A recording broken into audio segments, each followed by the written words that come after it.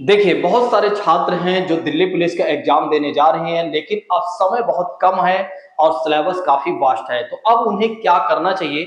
आज मैं इस वीडियो में बताने वाला हूँ। पूरी वीडियो को अच्छे तरीके से देखिएगा। निश्चित तौर पर सारी बातें आपको समझ में भी आएँगी। अगर आपने अप्लाई कर लिया तो आराम से आपका सिलेक्शन हो जाएगा। जैसा कि बात करते हैं दिल्ली पुलिस में, यदि आप देखें तो 4 सब्जेक्ट हैं, ठीक है? एक तो पहली बात करते हैं मैथमेटिक्स, दूसरी बात करते हैं रीजनिंग और तीसरी बात करते हैं जीके जीएस और चौथी बात करते हैं कंप्यूटर।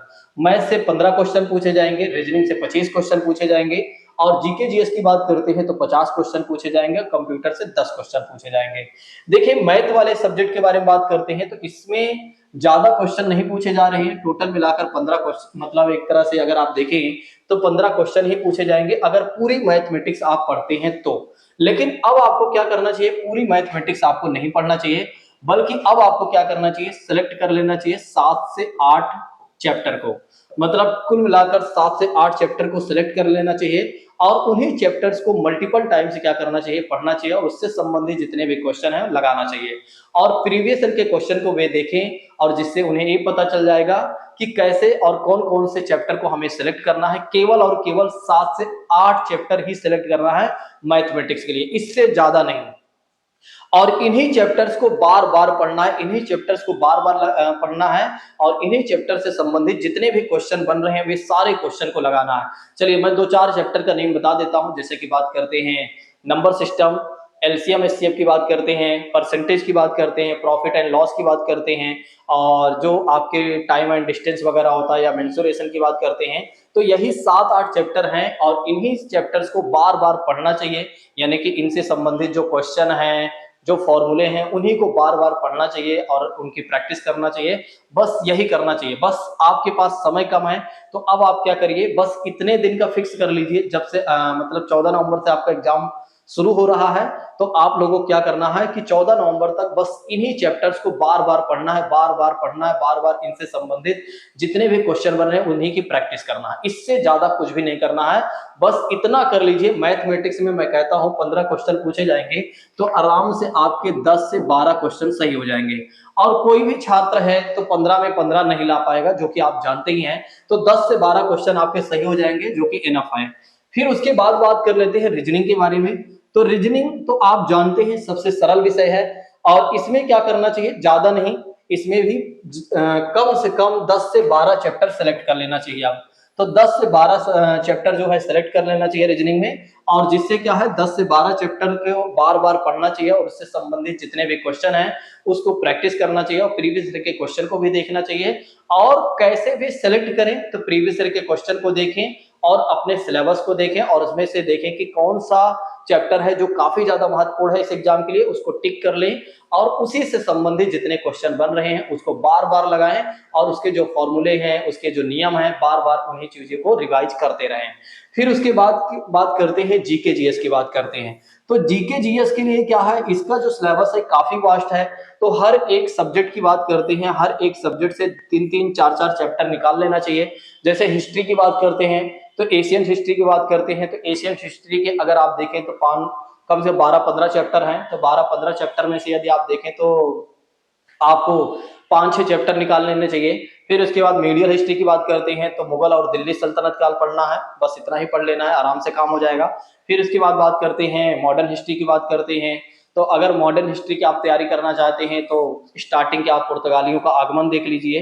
फिर उसके बाद आप देख लीजिए 1857 की क्रांति से लेकर 1947 तक बहुत अच्छे तरीके से पढ़कर जाइए। हिस्ट्री से अगर कोई क्वेश्चन पूछा जाएगा तो आराम से आपका सही हो जाएगा।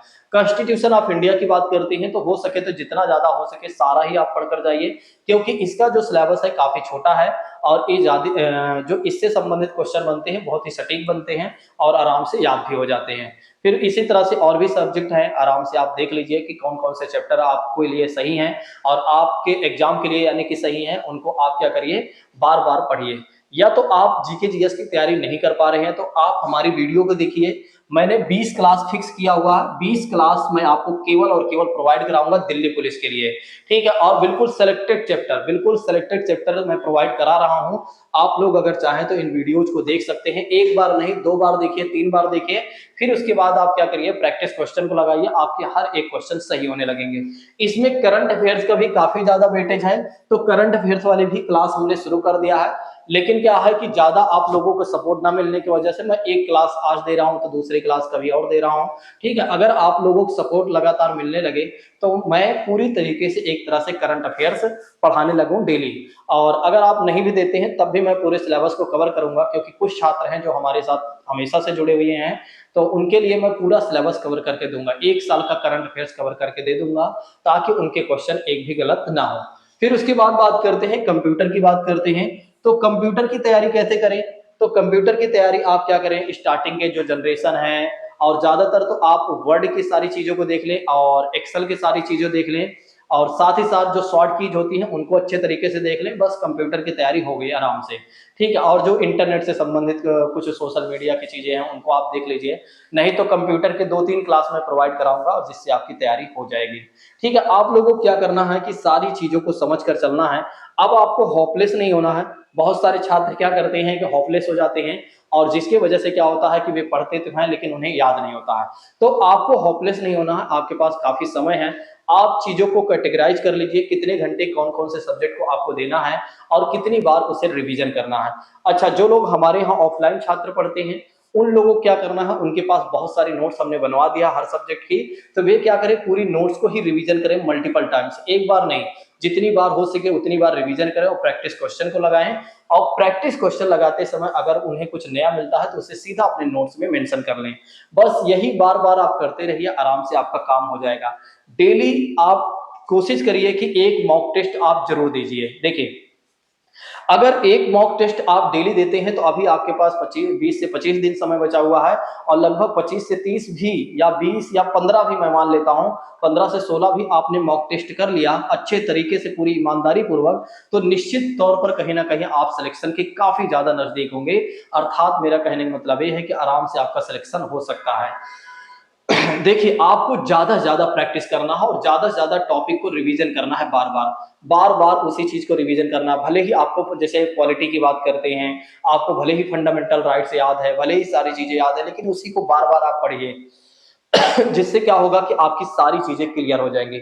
और मॉक टेस्ट तो आप डेली एक जरूर लगाकर सोइए। दिन भर में आप टारगेट बना लीजिए कि जितने घंटे का एग्जाम होगा, मतलब जितने समय का आपका एक एग्जाम होगा और जितने क्वेश्चन आएंगे, हर सब्जेक्ट को उसमें आप रखिए। एक प्रैक्टिस क्वेश्चन लिखिए, सॉरी एक प्रैक्टिस बुक आपके पास होगी, तो उसी में मॉक टेस्ट दिया गया है, जो कि हर सब्जेक्ट के उसमें क्वेश्चन, सॉरी हर सब्जेक्ट के उसमें क्वेश्चन होते हैं। तो आप क्या कर लीजिए, अपना टाइम फिक्स कर लीजिए और उसी के अनुसार आप अपना पेपर दीजिए।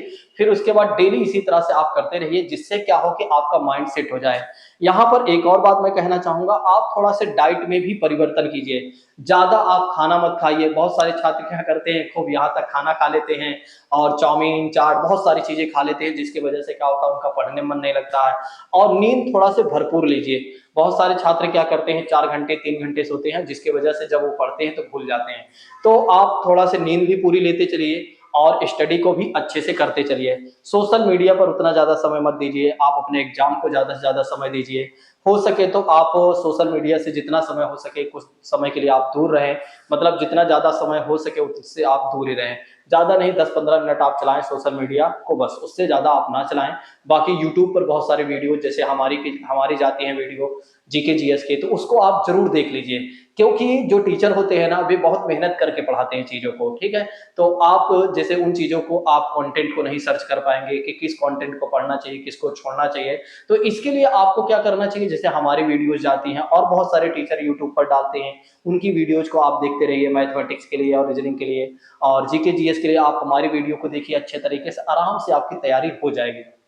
देखिए, आप बहुत सारी चीज़ों को स्किप कर देते हैं, लेकिन टीचर किसी भी चीज़ को स्किप नहीं करेगा, वो सारी चीज़ों को पढ़ाएगा जिससे कहीं न कहीं आपकी तैयारी बेहतर हो जाएगी। अगर आपने शत प्रतिशत अभी भी मैं कहता हूँ, अगर कोई छात्र अपना 100% दे दिया, यानी कि शत प्रतिशत दे दिया, तो आराम से उसका एग्ज़ाम निकल जाएगा। 100% उसे देना है बस देर-रात, जब उसकी नींद खुले तो सीधा और सीधा पढ़ने के लिए खुले और जब वो सोए तो आराम से पढ़ कर ही सोए। पूरा थकाई उसे तभी लगनी चाहिए जब वो पढ़े। कुल मिलाकर पढ़ने की वजह से थकाई लगनी चाहिए और किसी भी तरह की चीज़ों से थकाई नहीं लगनी चाहिए कि आज हमने क्रिकेट खेला, आज हमने ये किया, आज वो किया, इसकी वजह से मैं थक गया तो मैं सो गया। नहीं, पढ़ने की वजह से जब आप थक जाएँ तब आप सोइए, फिर उठिए, फिर पढ़िए और जितना समय मिले कुल मिलाकर पढ़ने पर ही दे दीजिए, कुछ भी हो। चाहे जब भी आपकी नींद खुले, जितने मिनट भी आपको समय मिले, उतने मिनट आप पढ़ते चलिए। अगर आप कहीं जा रहे हैं, तो आप क्या करिए, एक कान में ईयरफ़ोन लगा लीजिए, ठीक है? अगर रोड पर नहीं जा रहे हैं, मतलब वैसे जा रहे हैं, खाली समय में आप जा रहे हैं और गाड़ी-वाड़ी चला रहे हैं, तो वहाँ आप ईयरफ़ोन वगैरह मत लगाइए। लेकिन अगर आप वैसे फ्री में जा रहे हैं, बढ़िया पैदल घूमते-घूमते जा रहे हैं, तो आप क्या करिए, कान में ईयरफ़ोन लगा लीजिए आराम से और वीडियो चालू कर लीजिए और चीज़ों को सुनते रहिए। मल्टीपल टाइम से चीज़ों को करते रहिए, आराम से आपकी तैयारी हो जाएगी। बस दिन-रात इसी समय है, इसी समय से यदि आप लग जाते हैं ना, तभी आराम से तब भी आपका सिलेक्शन हो जाएगा। यही वो समय है पढ़ने का। अब 20 से 25 दिन है, इसी पर जी-जान लगा दीजिए, आराम से काम आपका हो जाएगा। अगर फिर भी आप नहीं लगाते हैं, तो उसके ज़िम्मेदार आप स्वयं होंगे। मेरा काम है आपको सही गाइडेंस देना।